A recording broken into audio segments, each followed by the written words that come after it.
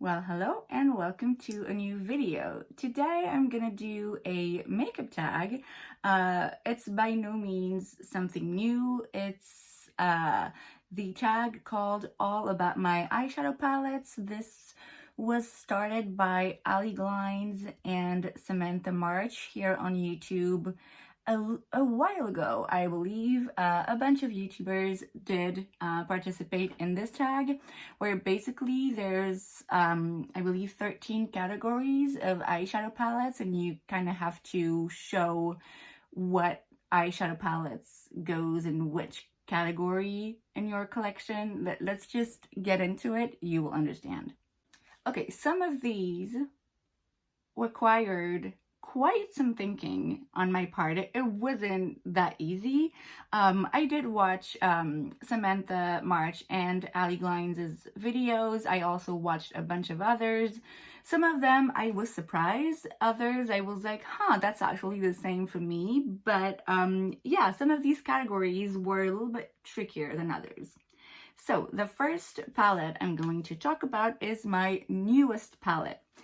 Now I'm kind of cheating. My newest palette that I've used is this one. This is the BH Cosmetics 90s Remix Dance. So that's what it looks like. I have used it a couple of times on this channel. I did a review on this. Now, technically speaking, I have newer eyeshadow palettes. I bought a couple from Shein. So their makeup line is called She Glam. I actually bought a full face of their makeup that I'm gonna try in a video probably this week. The reason why I'm not technically counting these as my newest palettes is simply because I haven't used them yet. So, you know, I can't really talk about it too much. This one, however, like I said, I have used it on my channel. I love this very, very much. There is a review also on my channel about this palette, and yeah, definitely something I'm happy that I purchased recently. Now, the second category is my oldest palette. Now, this was a bit more complicated. I went through my makeup collection and I did get rid of a few stuff that I really wasn't using. I remember buying quite a long time ago a couple of palettes from Catrice that were really not good and that I did get rid of. I couldn't figure out exactly what palette I bought first. I think that would have to be those Catrice palettes that I ended up getting rid of, but there's also this one that I think is probably one of the oldest in my collection. This is from NYX. This is the Love You So Muchy Sleek and Chic. This is all shimmers except for this shade here. I don't remember much about it. I mean, it's a little bit lackluster. I can't say it's one of my favorites. I honestly don't know why I kept it, because it's a palette that most likely I would have to use with something else, because there's no matte shades in here. Some of these shades are nice. It's just, yeah, it's definitely not going to be one of my favorites, but for some reason I still have it, and it is most likely one of my oldest palettes in my collection at the moment. My most expensive palette, look at this. This is Pat McGrath. This is the Mothership number 5. Let me show you this beauty. Look at that. This shade, that's a duochrome. Every time I have this on my eyes, people compliment it. It is so freaking pretty. This is 125 euros.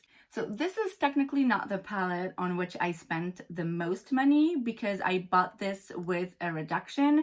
I did get a Natasha Denona palette for 114 euros.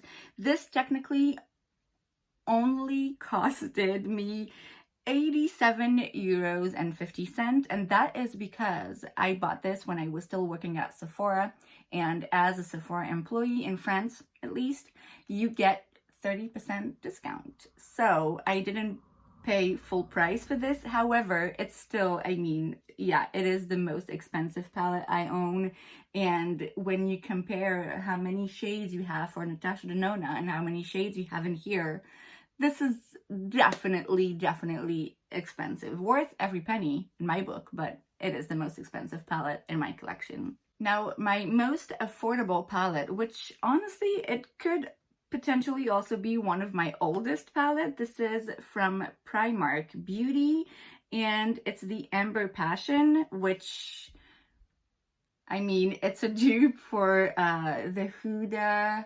I don't remember what was the name of that palette, but you know, they're 9 pans. They have a bunch of them.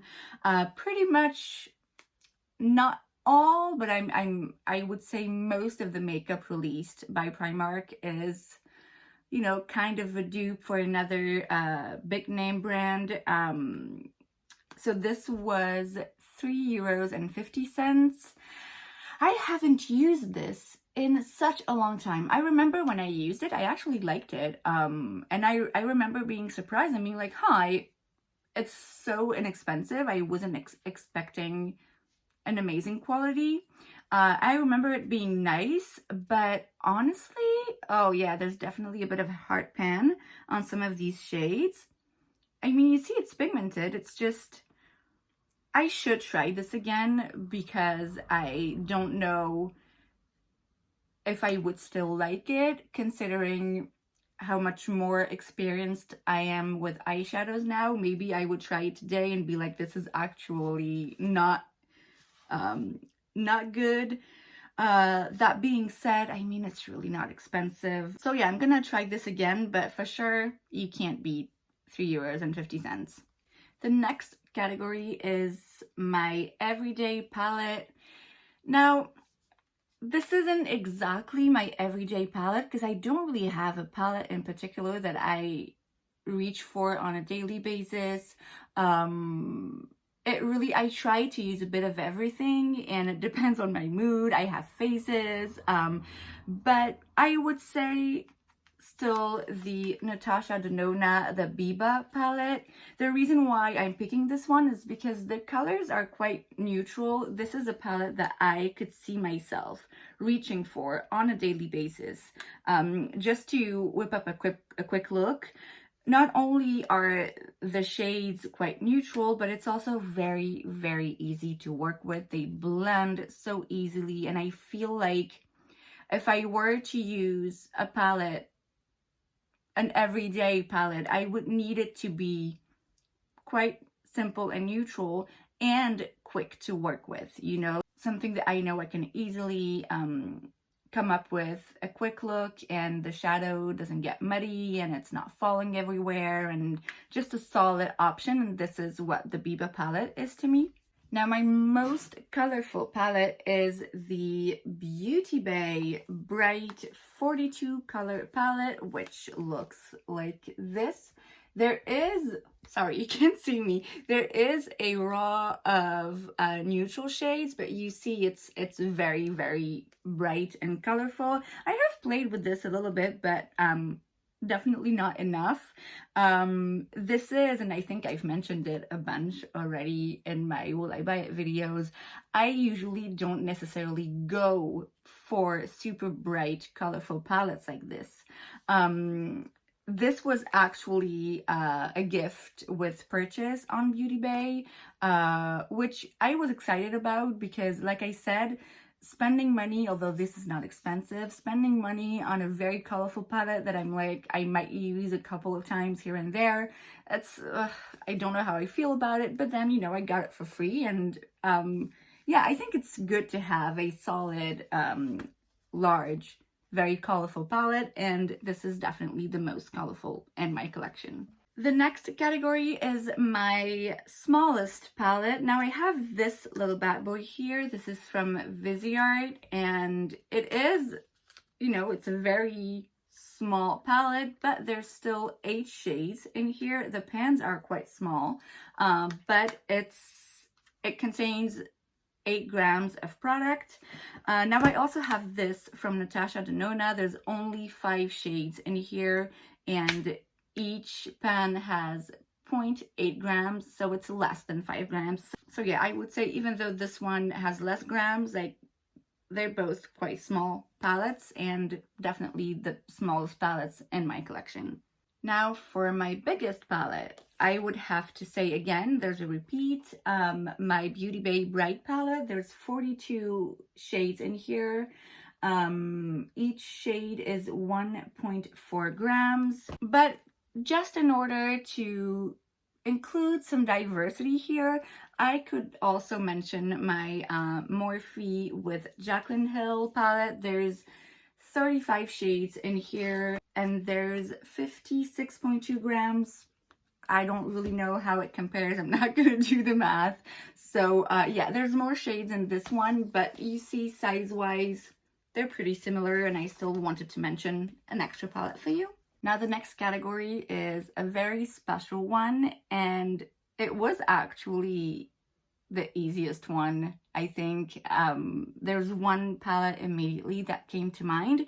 This category is the palette with the best memory, and this would have to be my Huda Beauty Mercury Retrograde.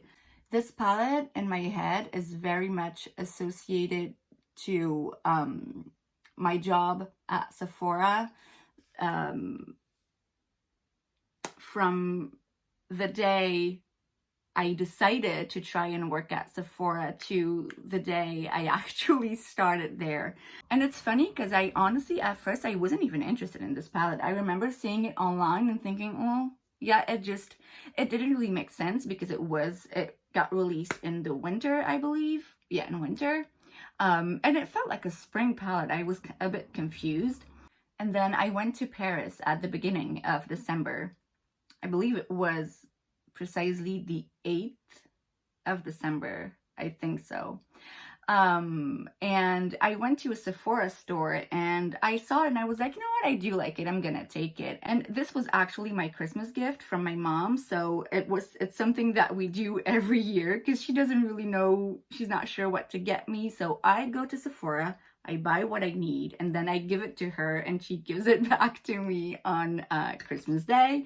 So that's what happened. So I bought it, but I couldn't use it for a few weeks. And the day I bought this palette is the day I kind of had this reveal of, you know what, I'm gonna come live in Paris and work at Sephora, and this is what I want to do.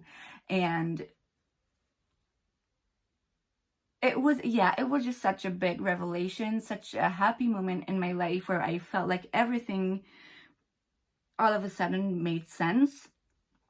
And then when a month later, almost exactly a month later, when I went to a Sephora for a job interview, it was the 9th of January, I was wearing this eyeshadow palette on my eyes and I got the job right away. And so this is just attached to so many good memories.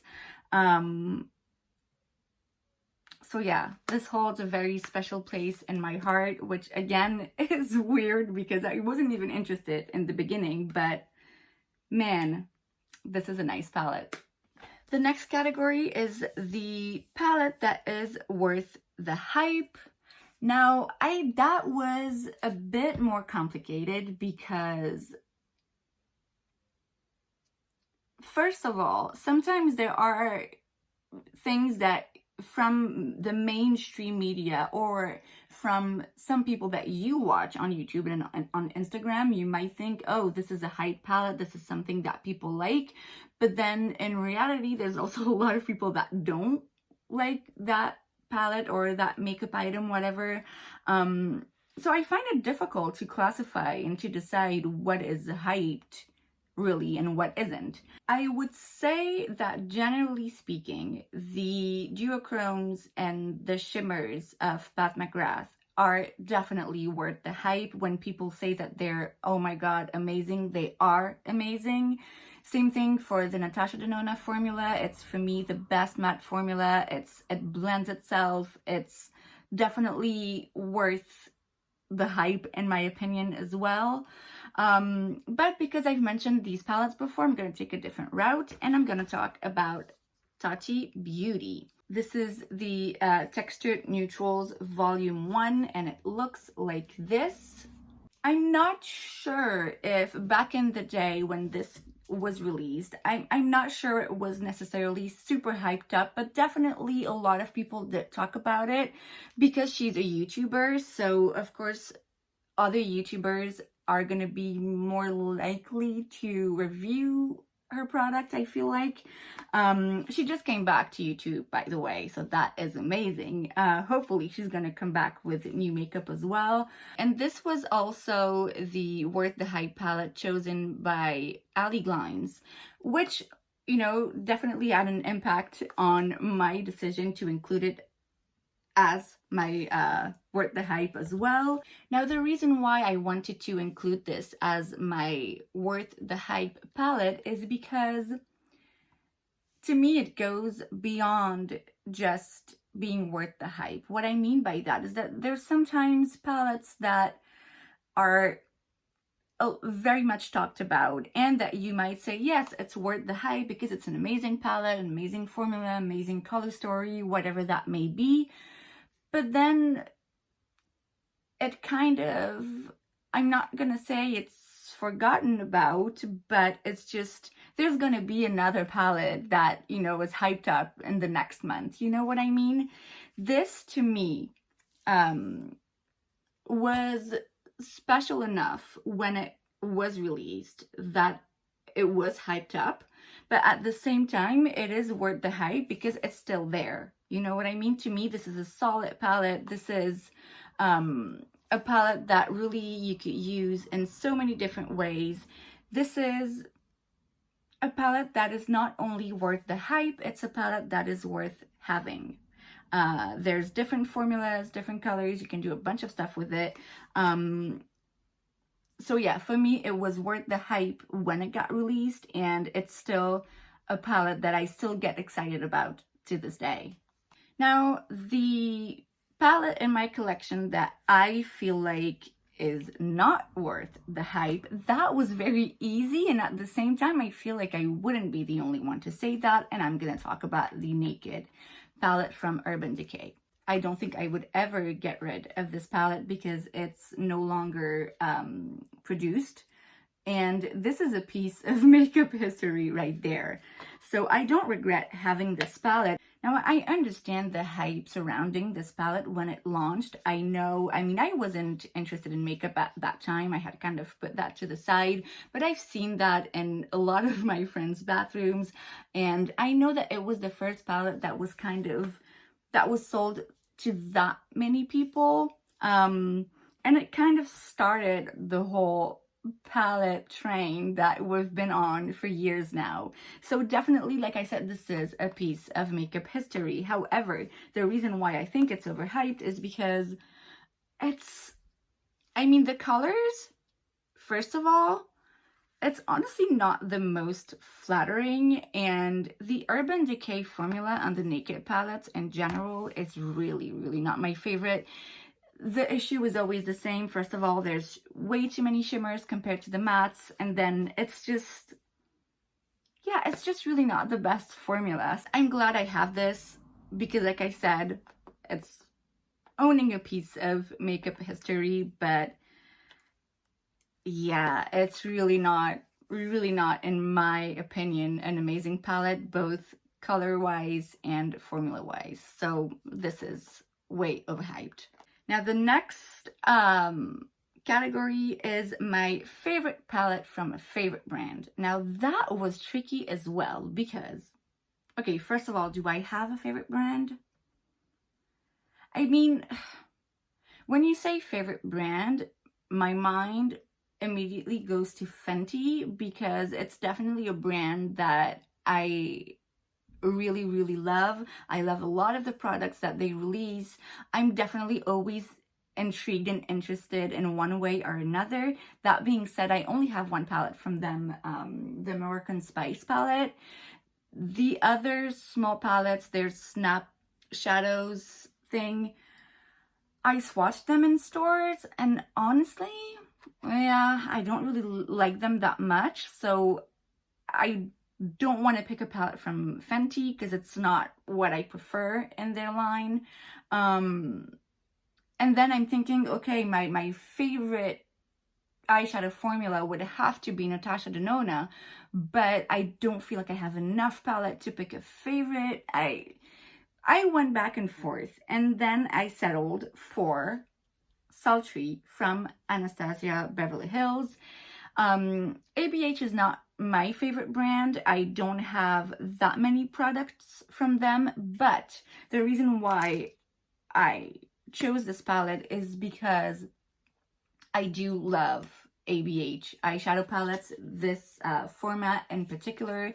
I have Modern Renaissance, I have Soft Glam, I have Carly Bible, and I have this one. And honestly, all of their other palettes like these, I want them. I want them all. Natasha Denona, if I compare, there are, of course, I would want all of Natasha Denona's eyeshadow palettes, but like I said, they are quite expensive, and there are some palettes in which the color story doesn't appeal to me that much.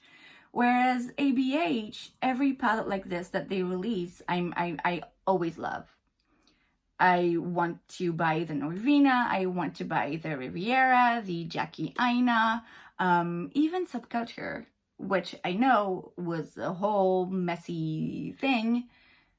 I still want it, mostly because the color story is gorgeous. So that's why I chose this brand as my favorite brand, because when it comes to their eyeshadow palettes in this format, it's definitely,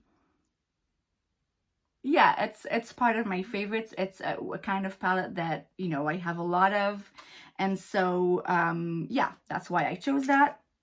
Now, the reason why I picked Sultry within the ABH line, you can see that this has been loved. This could also be one of my oldest palettes, because I believe I bought it when it got released, pretty much around the same time I bought the NYX and Primark and all of that.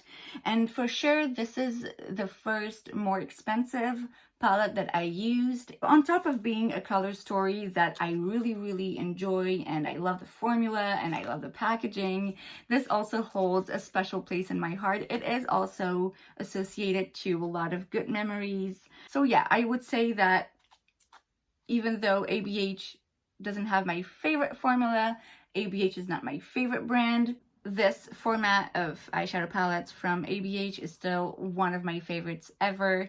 And yes, this one definitely is my most favorite of them all. And last but not least, my most used palette. Now this is impossible. I cannot tell you what is my most used palette. I honestly don't know.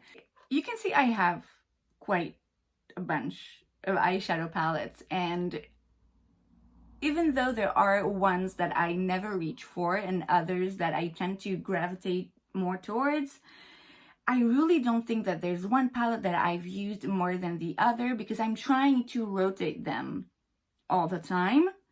I'm guessing my Mercury Retrograde from Huda was definitely used a ton, because when I started working at Sephora, I was making it a point to always have Sephora makeup on my face. And when I moved, I only had one suitcase, so I wasn't able to pack all of my makeup. And so for a while, this was the palette that I would go for most of the time when I was working. So this is probably, yeah, the Mercury Retrograde is probably one of my most used, but because I wanted to avoid a repeat and I wanted to include something else, I'm gonna talk about the Zoeva Basic Moment eyeshadow palette, which looks like this. The reason why I want to talk about it is because it's also a way for me to kind of add an extra category, which I would call not hyped enough eyeshadow palettes. And this is the case for Zoeva palettes in general. I have a few of them, and I really, really like them. I think that they blend nicely. They're not super crazy pigmented, but you know, it's a good thing because you can build the color, and you can't really mess up when you use a Zoeva palette, I feel like. And I really enjoy some of their color stories. So I feel like Zoeva eyeshadow palettes are not talked about enough. So that's why I wanted to mention it. And this one in particular is a palette that I will reach for quite regularly because it has a bunch of transition shades here. So you have a row of shimmers and a row of mattes. And if I'm using a palette in which there's not enough transition shades or not in the tone that I want, then this, you know, this really does the trick. It has both warm and more cool toned eyeshadows. So this is, I mean, this is basic. That's what it says. You know, it is a very basic palette. You're not gonna do some crazy looks with it, but I feel like it's a nice palette to have, and to make sure you always have the transition shades that works with the look that you're going for. And yeah, like I said, I kind of wanted to mention the Zoeva palettes in this video. So this would be maybe not my most used, but most regularly reached for. And that's it for my all about my eyeshadow palettes makeup tag. I hope you enjoyed this video. If you did, make sure to give this a thumbs up. Also subscribe to my channel if you want to see more videos, because you can subscribe for free. So just go ahead, why wouldn't you? And I will see you guys next time. Bye.